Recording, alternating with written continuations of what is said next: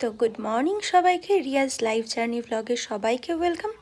সবাই কেমন আছো? আশা করছি ভালো আছো। আমিও খুব ভালো আছি। দেখো, সকাল সকাল উঠেই আজকে শরীরটা একদম ভালো লাগছিল না।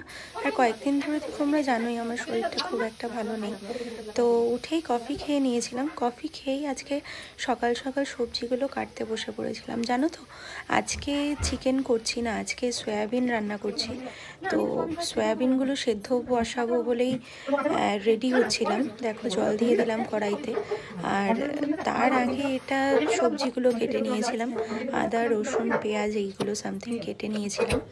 তো মাই করবে সয়াবিনটা, আমি খালি জাস্ট একটু এগিয়ে দিলাম যে রান্নাটা। তো দেখো, এখানটায় সয়াবিনগুলো ঢেলে নিচ্ছি। আর সত্যি জানো তো, কয়েকদিন ধরে এত শরীরটা খারাপ লাগছে, জানি না কেন, জ্বর আসছে যাচ্ছে এরকমই চলছে। তো মেডিসিন নিচ্ছি, দেখা যাক কবে ঠিক হয়, কবে তোমাদের সাথে আবার ডেলি ব্লগের একটা ভিডিও রানিং শুরু করতে পারি। তো এই যে কটা বাসন হয়েছিল, বাসন কটাও ধুয়ে নিচ্ছিলাম। কি বলো তো, রান্নাঘরটা নয় অগোছালো থাকলে আমার একদমই ভাল লাগে না। তো রান্নাঘরটা পরিষ্কার পরিচ্ছন্ন রাখতে আমার খুবই ভাল লাগে। তো যখনই আমি রান্না করি, জানো তো, তোমাদের কার কার এরকম অভ্যাস আছে বলো তো, যে গরম জিনিস রান্না হচ্ছে তার পাশ থেকে আবার মুছে নিয়ে আসছি, হাত পুড়ুক না পুড়ুক সেটার ভয় নেই।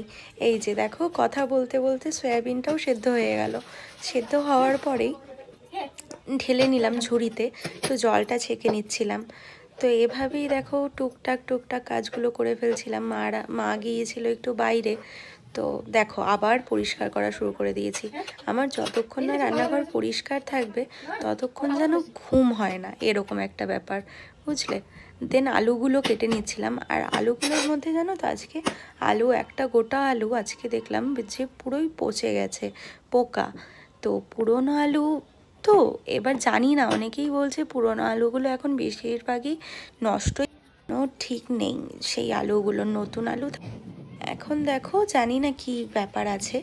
তো এই যে ঘরটা ঝাড় দিয়ে নিচ্ছিলাম, ঘরটা ঝাড় দেওয়ার পরে খুঁজতে চলে গিয়েছিলাম যে মুছুনিটা কোথায় আছে। মুছুনি বলতে যেটা দিয়ে ঘরটা মুছবো, মোছার লাঠিটা খুঁজতে গিয়েছিলাম। তো ঘরটাও মুছে নিলাম। ঘরটা আমার কি বলো তো, পরিষ্কার পরিচ্ছন্ন রাখতে ভাল লাগে। তো এই যে রান্নাটা দেখো প্রায় কমপ্লিট। মাই রেঁধে থুয়ে গিয়ে আবার বেরিয়েছিল একটু। তো রান্নাটা আজকে এটুকুই। টাটা। দেখলে আজকে বেশি কিছু রান্না করতে পারিনি, যেটুকু করেছি এটুকুই। আর মেনলি আজকে মাংস হয়নি, সোয়াবিন করেছি, কারণ শরীরটা খুব একটা বেশি ভালো নেই, ওই জন্য মাংসটা একটু স্কিপ করছি।